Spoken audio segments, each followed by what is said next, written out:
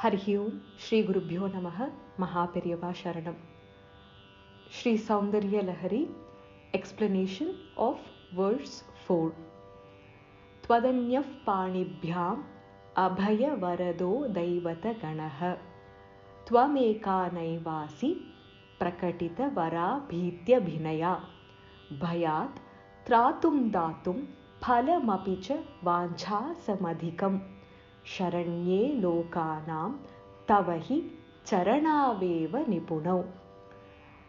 The first verse talks about how Ambal Parashakti is the reason behind every movement, every action that happens in the universe. Verse 2 extols the power of Ambal's Pada Dhuli, how Brahma, Vishnu and Shiva are able to perform creation, protection and destruction through the Pada Dhuli of Ambal's feet. Verse 3 explains how Pada Dhuli has a powerful impact on mortals like us. For one who is ignorant, the Pada Dhuli is like a rising sun from an island that dispels the darkness of ignorance. For the dull-witted, the Pada Dhuli is like a bouquet of flowers with nectar oozing out, signifying intelligence. For the impoverished, Pada Dhuli is like a necklace made of Chintamani gems, the wish-fulfilling gem. For those who are drowning in the ocean of Samsara Sagara, Ambal's Pada Dhuli is like the tusks of Mura Ripu, the enemy of Mura, Mahavishnu's Varaha Avatara, where he rescued Bhuma Devi, Mother Earth, from the clutches of Hiranyaksha and brought her out and saved her using those tusks. If Ambal's Pada Dhuli is of such greatness and power, imagine the power and greatness of Ambal's feet, where Pada Dhuli has its origin. Verse 4 talks about the greatness of Ambal's Padangal, Ambal's feet. Let us look at the Padacheda and get into the detailed explanation line by line. Tvat anyaha panibhyam abhaya varadaha daivata ganaha Tvam eka na eva asi prakatita vara abhita abhinaya bhayat tratum datum phalam api cha vancha samadhikam sharanye lokanam tavahi charanau eva nipunau. Tvat anyaha panibhyam abhaya varadaha daivata ganaha. In general, we can see gods having two hands with two different gestures. One, Abhaya Hastam, which indicates do not fear, I will take care of you. The other one, Varadaha, the one that grants boons to the Bhaktas. Here the verse starts with the word Tvat Anyaha, other than you, Panibhyam, by the hands, by just showing the gesture Abhaya Varadaha, bestowers of protection from fear and granting boon. Devata Ganaha, the assemblage of gods. The verse doesn't talk just about one god, it talks about an assemblage of gods or group of gods, which is Ganaha. Ganaha means group. Daivata is God. In general, gods show the gesture with two hands, one indicating Abhayahastam, protection from fear, and the other Varadaha, granting boon. However, Tvat Anya, other than you, the other assemblage of gods have such type of empty gestures. And he continues in the second line. Tvam eka na eva asi prakatita vara abhiti abhinaya. Tvam eka, you alone, O Goddess Parashakti, na eva asi, you do not carry this gesture or show this gesture using two hands. Prakatita, display, vara abhita, the display of gestures that indicate giving or granting boons and protection from fear.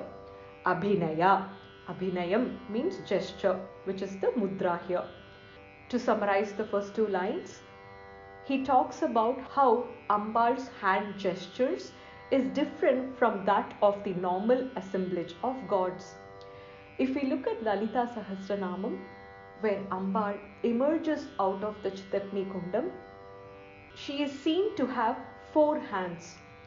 The corresponding description in Lalita Sahasranamam goes, Chitakni Kunda Sambhuta Devakarya Samudyata. She rose from the fire of knowledge and is the ultimate truth. Why did she do so? Because she wanted to help the Devas. Udyadbhanu Sahasraba Chaturbahu Samanvita. When she rose from the Chitakni Kunda, she glittered like 1,000 rising suns, and she had 4 arms. Ragaswarupa Pashadhya Krodha Karang Kushojvala. She who has Pasha or rope in one of her hands and Ankusha in her right hand. Manorupekshukodanda Panchatanmatra Sayaka. She also has a bow of sweet cane, which is her mind, in her left hand. She has 5 bows of Panchatanmatras on the other hand. So we know that Ambal Swarupam does not have the Abhayahastam and Vara Mudra. If that is the case, how does a Bhakta who seeks Ambal's blessings to stay away from fear and to get what he desires pray to her? What confidence can he have that she will grant boons to fulfill his desires and protect him from fear?